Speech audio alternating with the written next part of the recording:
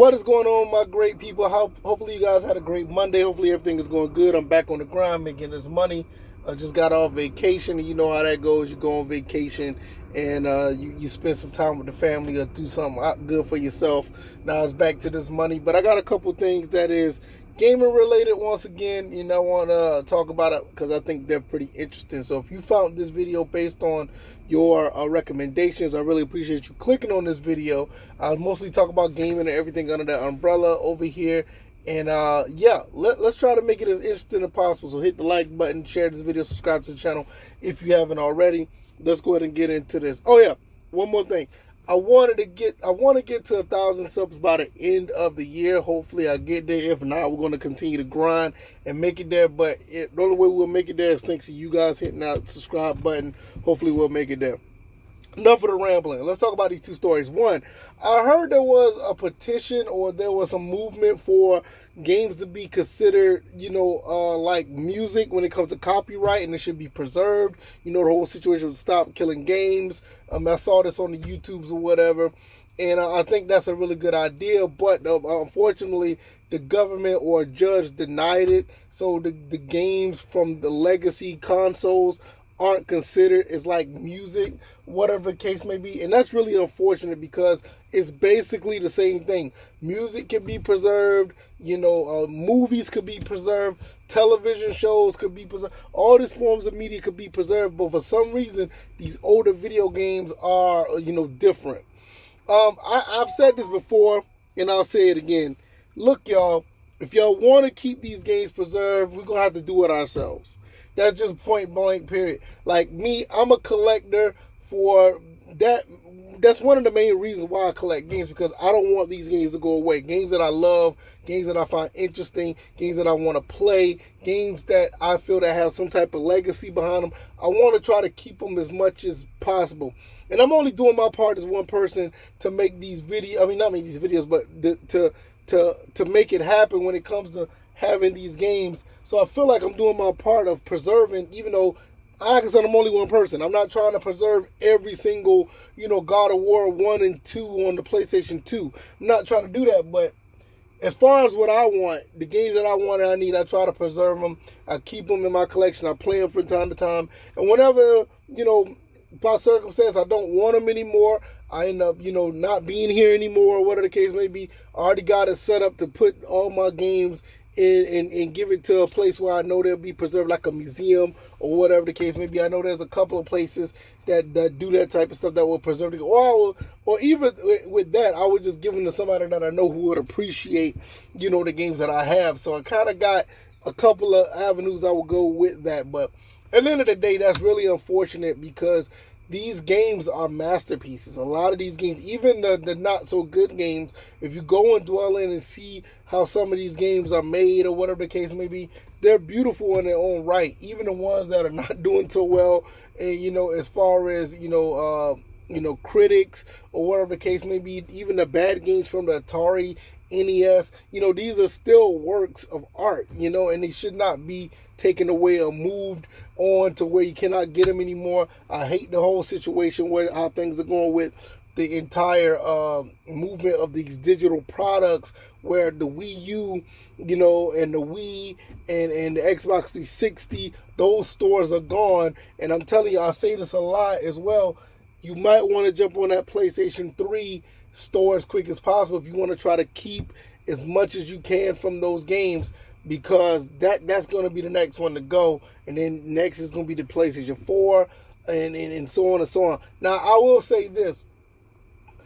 I don't know too much about the Xbox One. That may be preserved because they're in that new ecosystem, the post-Xbox 360 ecosystem, where everything is still going to be like live for a while because everything is kind of going digital and online in the Xbox side of things. So maybe the Xbox One might be that one that be still standing for, the next, decade or so, or whatever the case may be, probably even longer.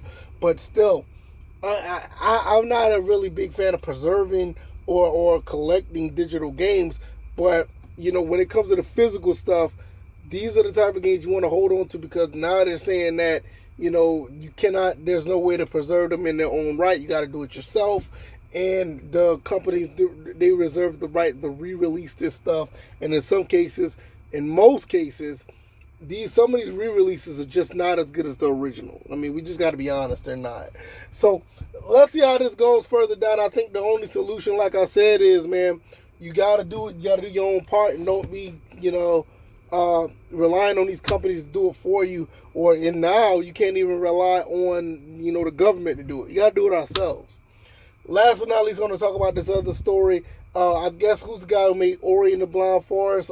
Thomas Mahler. I can't. You guys know he's the director of Ori and the Blind Forest. He also came out and said on X or Twitter, whichever you want to say, how bad the AAA gaming scene is now, and why is it not as good as it used to be? How great it used to be. And this is one thing that I never thought about, but I always knew it, but I never was able to articulate it as good as he did. Basically, what he's saying is that these companies now are so big, they don't understand the essence of building a great AAA or great IP. We just talked about this with the Prince of Persia game. I mean, that IP was already there, but I just talked about, how that team was just shut down, and now they can't make a sequel or nothing because it didn't make the profits that they wanted them to make. See, this is the problem. When you had a small team, they were just glad if they doubled their profits. And in some cases they were happy if they just made they made the money back that they put into it. A lot of these companies really was passionate about making these games. Go back and look at some of the stuff like the original Halo team or the original God of War team, or you look at the original Wolfenstein or original Doom team, or you look at some of these original Prince of Persia or the original Metroid team. Hell, you can even go back farther with Nintendo. Look at the original Mario team. Like, all of these older games had a group of people, and they were a small group. I mean, some of these guys, they'll probably no more. I'll be generous and say about 20 guys at the max. Some, 20 girls and guys at the max. There were some females in some of this with some of these development teams. And they made great games because they were passionate, a group of people who was in their little inner circle and just making games. And this is why the indie scene is so prevalent now. People talk about the indie scene. Why do you talk about the indie scene? Because the indie scene is the same thing. Those group of guys or group of girls, all this stuff. And in some cases, it could be just one person. I think Axis Football was made by one person or something like that. I can't remember. But nevertheless, there's some games that are made by 1 to 20 or 1 to 10 people that are really have passion and love for the product that they're making.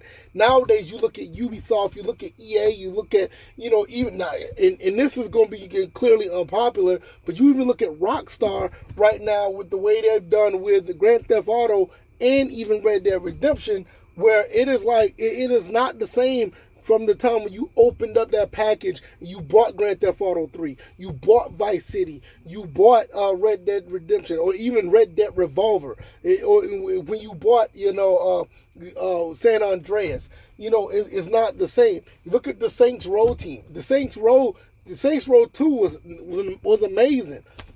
Look at what happened to Saints Row, the reboot. You know what I'm saying? It's like they just don't have that whole type of passion and love for the games now, where you see all these big games now, where I've gotten to the point, to be honest with you guys, I'm kind of, I think I said this before, I'll say it again. I'm kind of worried about GTA 6.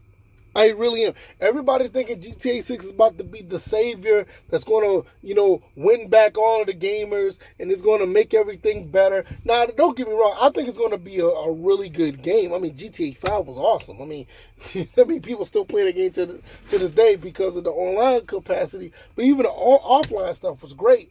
But something how the way things have shifted in society now, I don't think those games are ever going to be as edgy as they used to be. When you look at some of the stuff that was in Vice City and San Andreas and GTA 3, and hell, even when you go back to some of the stuff that was in Saints Row or Saints Row 2, some of that stuff now you look at it and people are going to be like, I can't do this. You know what I'm saying? you look at it nowadays, people. I mean, you gotta understand, and I don't want to get too vulgar. There was at one point, I think, what it was, there was like clear nudity. And I'm pretty sure it's still be in the game now, but in a different fashion. But it was a clear nudity in Grand Theft Auto. You ran around with a dildo in in Saints Row at one point. You know, it was really edgy and over the top. And I don't want to make it just about them two companies, but you see what I mean. Like nowadays, you can't even get a legit Star Wars game now. You know, nowadays you can't even get a legit Halo game now. And I don't even want to go talk about Halo. You look at the whole direction that is going in right now compared to what you had when Halo 2 came out. It's just, or hell, even Halo 3 and 4, when those came out. You look at Halo now, you're like, what in the world is going on? You know what I'm saying? It's crazy. So I think Thomas Muller had a really good point about how things are going in the AAA industry. I think the AAA gaming industry. I feel that there's going to have to be some type of correction. I don't think there's going to be some type of crash.